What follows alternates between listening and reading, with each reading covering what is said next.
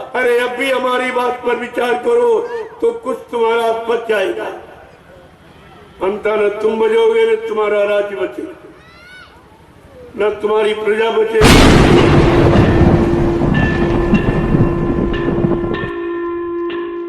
समय आने पर मैं वो सब पैसा निकाल के ले आऊंगा, देश सेवा में लगाऊंगा। सतयुग तुम्हारे सामने आके खड़ा दिखाई देगा। मैं 10 वर्षों से बराबर यही संदेश दे रहा हूं कि बीमारियों से अगर बचना चाहते हो तो आप शाकाहारी हो जाओ। शासन प्रशासन को चाहिए कि शाकाहार का देश में प्रचार कराएं, दूषित आहार को बंद करा दें। नहीं, ऐसी बीमारियां आ रही हैं जिनके द्वारा देश में बहुत कम लोग बचेंगे। ये तमाम मकान खाली पड़े रहेंगे, कोई रहने वाला दिखाई नहीं देगा। और तुम एक एक इंच पर जमीन पे झगड़ा करते हो क्योंकि तुमको अपना भविष्य नहीं मालूम कि आगे का समय कितना खराब आ रहा। ये सब मकान खाली पड़े रहेंगे, ये जमीनें सब खाली पड़ी रहेंगी। इतने खराब समय की सूचना पहली बात कोई जानता नहीं है। वो त्रिकालदर्शी संत महापुरुष भूत भविष्य को जानने वाले कोई आपको संकेत इशारा कर सकते हैं। बाकी ये काम कोई प्रधानमंत्री मुख्यमंत्री का नहीं है, वो कोई भविष्य वक्ता नहीं है, वो कोई त्यागी तपस्वी नहीं है, वो कोई संयमी नहीं है, उनके अंदर कोई आत्मबल नहीं है और आत्मा के विषय में कोई जानकारी उनके पास नहीं है। इसलिए यह काम संत महापुरुषों का। हमारा देश धार्मिक देश है। धर्म लाने के लिए, धर्म की स्थापना के लिए भगवान राम को रावण से लड़ाई लड़नी पड़ी। धर्म की स्थापना के लिए भगवान कृष्ण को महाभारत करना पड़ा। ऐसे धर्म नहीं आता। और ये युद्ध किसके लिए हुआ? वो मांसाहारी, शराबी, कबाबी, व्यभिचारी, अहंकारी, इनका विनाश करने के लिए। और आज तुम उन्हीं को बढ़ावा दे रहे हो। क्या तुम भी विनाश को आमंत्रण कर रहे हो? क्या विनाश को आमंत्रण दे रहे हो, निमंत्रण दे रहे हो कि विनाश हो जाए? फिर तुम्हारा क्या होगा? क्या तुम्हारा इतिहास बनेगा? क्या तुम्हें कोई जानेगा, पूछेगा? अरे अब भी हमारी बात पर विचार करो तो कुछ तुम्हारा बच जाएगा। अंता न तुम बचोगे न तुम्हारा राज्य बचेगा, न तुम्हारी प्रजा बचेगी न राजा बचेगा। ये परिणाम बहुत ही खराब होगा। ये बुरे खान पान का और जीवों की निर्मम निर्दोष हत्याएं करवाने का परिणाम बहुत बुरा। ये लाखों जीव रोज मारे जा रहे, काटे जा रहे, बेगुनाह, कोई गुनाह नहीं, कोई गलती नहीं की, उनको मारा काटा जा रहा। एकमात्र स्वार्थ के लिए, एकमात्र व्यापार के लिए इतना जघन्य अपराध किया जा रहा है। तो इसका परिणाम क्या होगा? क्या इस पर कोई विद्वान नहीं सोच रहा? कोई बुद्धिमान पढ़ा लिखा नहीं इस पर सोच पा रहा कि ऐसा समय जब जब आया, 3-3 युगों का इतिहास तुम्हारे सामने पड़ा, उसको पढ़ लो, समझ लो और चेत जाओ और होश में आ जाओ और अपना अपनी प्रजा का बचाव कर लो। इसमें आपका भी लाभ है, तुम्हारी प्रजा का भी। नहीं मानोगे तो महात्मा अपना फर्ज अदा करते हैं, वो बराबर बताते रहते हैं। मानना न मानना ये तुम्हारा काम है। तो इसलिए प्रेमियों, एक एक बात को हमको कहने की आवश्यकता नहीं थी, क्योंकि मेरा एक काम नहीं था। अगर तुमने सब काम कर लिया होता और रामचरितमानस जो कह रही उसके अनुसार तुम्हारा कर्म होता, धर्म होता, तो हमें कहने बोलने की क्या जरूरत थी? राजनीति, भारत की राजनीति क्या कहती है? गोस्वामी जी महाराज ने रामचरितमानस में लिख के बताया है कि जो भी राजा इस भारत जैसी धार्मिक भूमि पर राज करेगा, राजनीति करेगा, अरे उसके राज में प्रजा अगर दुखी है वो राजा नरक में जाएगा। रामचरित मानस क्या कहती है कि जासुराज प्रिय प्रजा दुखारी और सोन पावा से नरक के अधिकारी। जिसके राज में प्रजा दुखी वो राजा नरक में जाएगा। चाहे देश का राष्ट्रपति प्रधानमंत्री हो, चाहे प्रदेश का मुख्यमंत्री हो, चाहे जिले का डीएम हो, तहसील का तहसीलदार हो, ब्लॉक का ब्लॉक प्रमुख हो, गांव का प्रधान हो या परिवार का मालिक मुखिया हो, सबका अपराध एक ही है, सजा सबको एक ही का। अगर उसके संरक्षण में रहने वाले जीव अगर वो परेशान है, दुखी है, तकलीफ में है, उनके बारे में कुछ सोचा नहीं जा रहा, वो जिम्मेदार व्यक्ति नरक में जाएगा। बड़ा सीधा साधा ये संतों का सिद्धांत।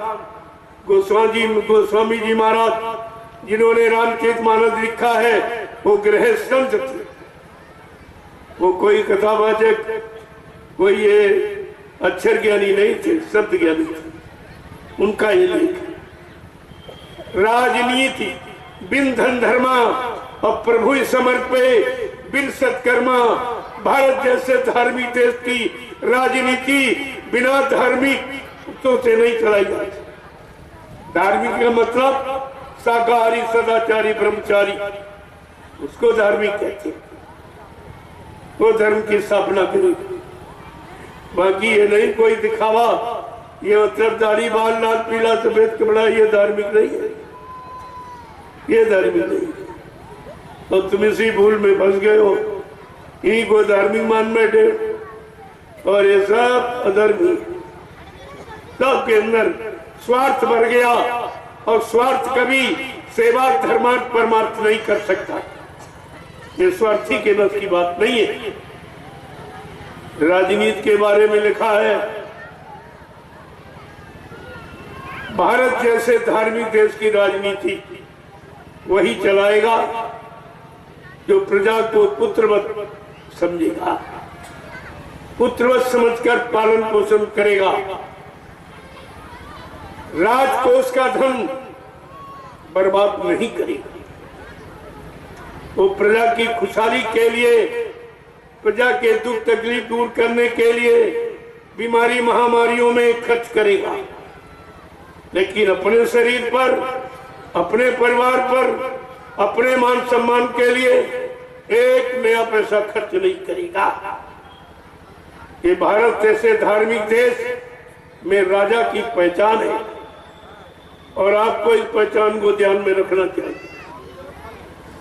प्रजा का धन मतलब यानी कोई अनावश्यक कार्य में खर्च नहीं किया, और तुम्हारे यहाँ सब अनावश्यक, जिसकी कोई जरूरत नहीं, जिससे कोई भारत की जनता को लाभ नहीं, कोई सुख शांति नहीं, कोई न्याय सुरक्षा रोजी रोटी की व्यवस्था नहीं, उसमें अरबों खरबों का धन ये बर्बाद किया जा रहा है, ये भी इसी से वसूल किया जाएगा। ये मत सोचे कि हम राजा हैं, कानून राजा प्रजा कुछ नहीं देखते, कानून तो कानून है, सिद्धांत तो सिद्धांत है।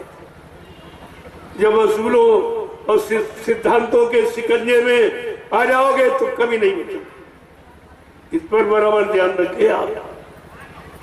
संत रविदास जी ने अपनी ज्ञान पोथी में लिखा है, एक भविष्यवाणी उन्होंने की है। क्या कहा उन्होंने, बड़े ध्यान से सुनिए। भारत में अवतारी होगा जो अति विस्मयकारी होगा, ज्ञानी और विज्ञानी होगा, वो अद्भुत सेनानी होगा, अनोखा सेनानी, तीर तमंचा भाला बर्छी, वो बम नहीं चलाएगा, केवल अपनी वैचारिक क्रांति के द्वारा देश दुनिया को सुधार देगा, देश दुनिया में सतयुग लाके खड़ा कर देगा।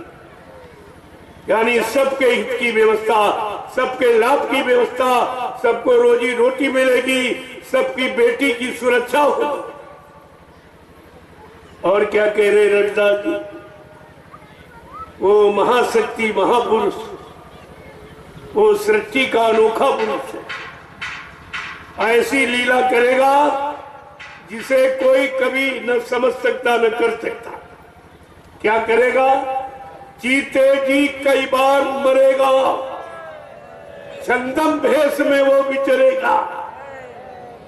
देश बचाने के लिए होगा एक आवाहन, युग परिवर्तन के लिए चले प्रबल तूफान, तीनों ओर से होगा हमला, देश के अंदर द्रोही घपला, सभी तरफ कोहराम मचेगा, कैसे हिंदुस्तान बचेगा।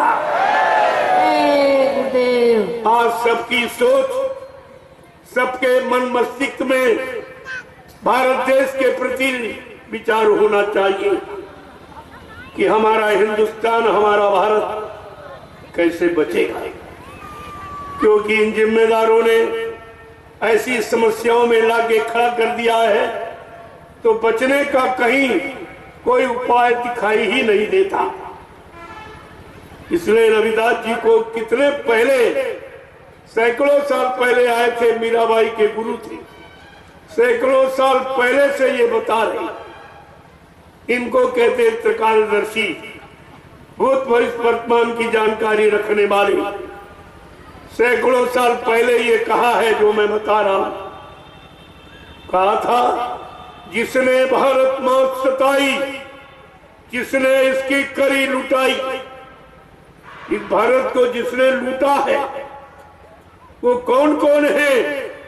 संत महापुरुष नाम भी बता रहे हैं कि नेता, मंत्री और अधिकारी, अब इनको जान बचाना होगा भारी। इन्होंने बहुत लूटा है, बहुत प्रजा को सताया है, तरह तरह से परेशान किया है, न्याय की कई बात दिखाई नहीं दे रही, सुरक्षा कहीं पर यानी दिखाई दे नहीं रही है।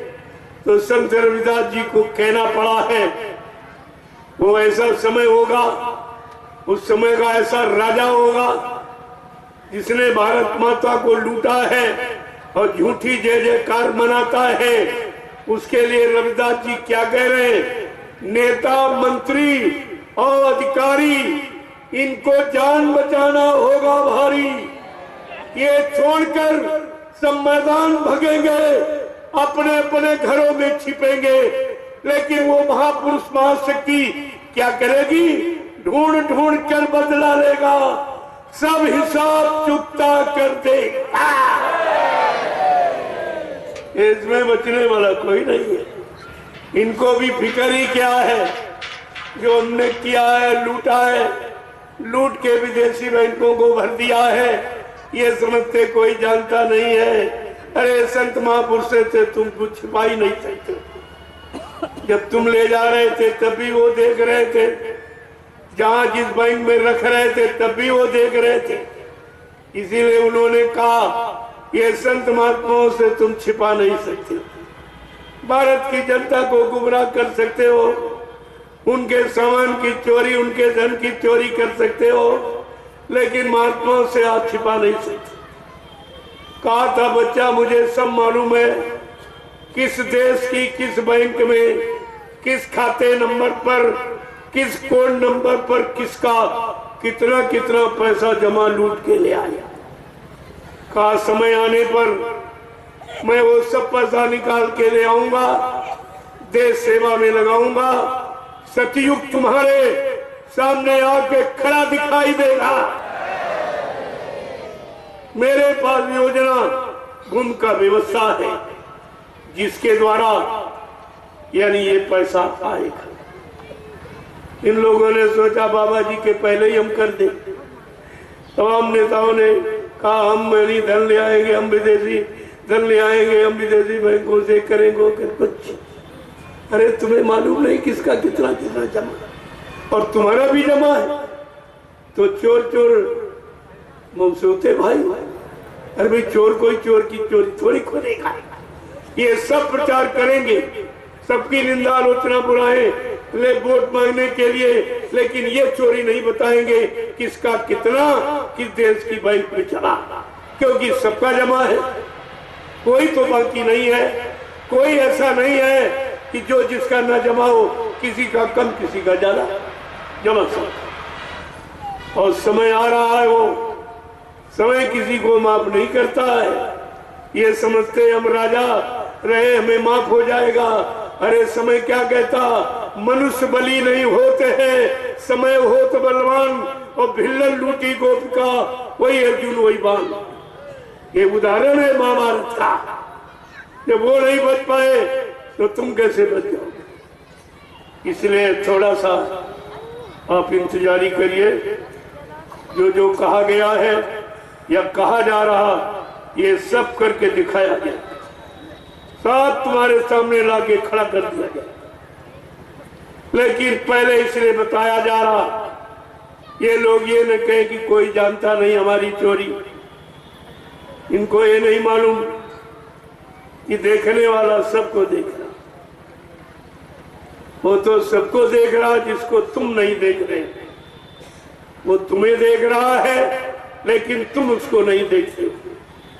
वो जानकार, उसकी बात है, उसका ये कथन है, उसका ये प्रयास है, उसकी ये जानकारी आपको ले लेनी चाहिए।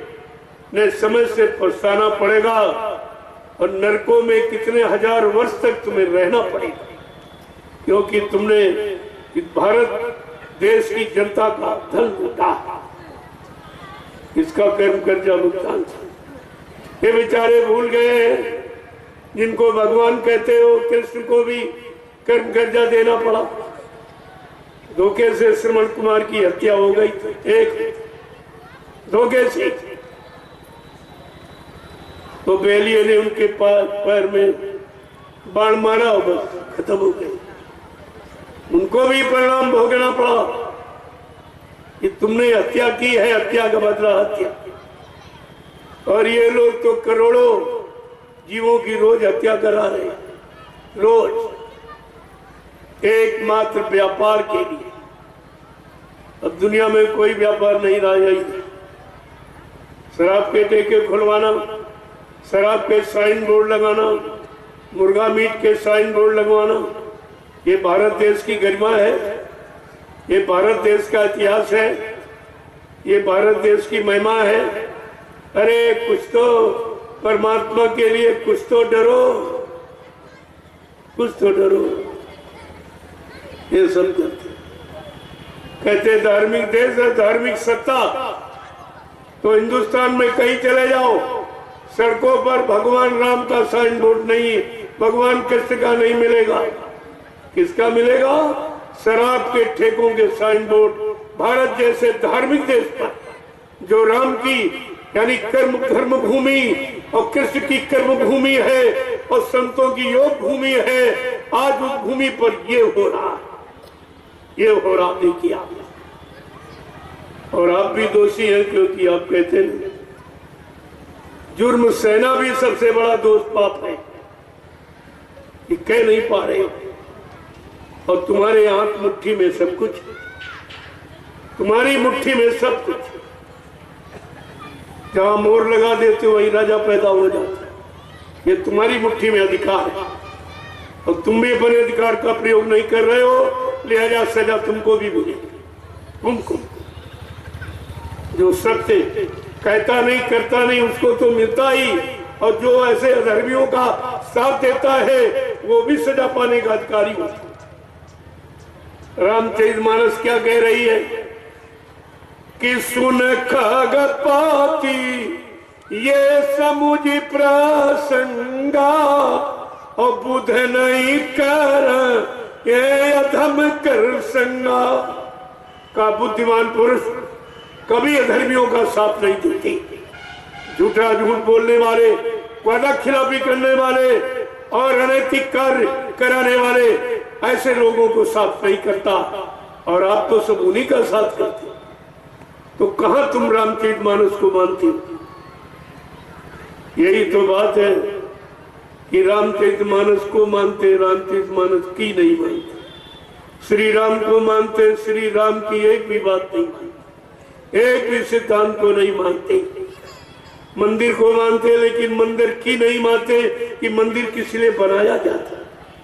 इस मनुष्य मंदिर को पाक साफ निर्मल पवित्र रखने के लिए, ये बाहर में समझाने के लिए ये ईंट पत्थर के मंदिर बनाए जाते, लेकिन इनको बनाकर कितना समझा पाए हो?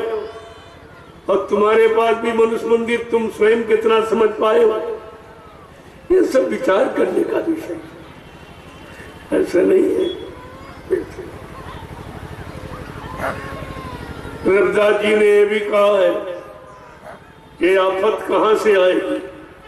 इटली से कोहरा मचेगा, लंदन सागर में डूबेगा, युद्ध तीसरा की प्रणयकारी, जो होगा भारी संहारी, भारत होगा विश्व विजेता, भारत होगा विश्व का नेता, दुनिया का कार्यालय होगा, भारत में न्यायालय होगा, तब सतयुग दर्शन आएगा, संत राज सुख बरसाएगा।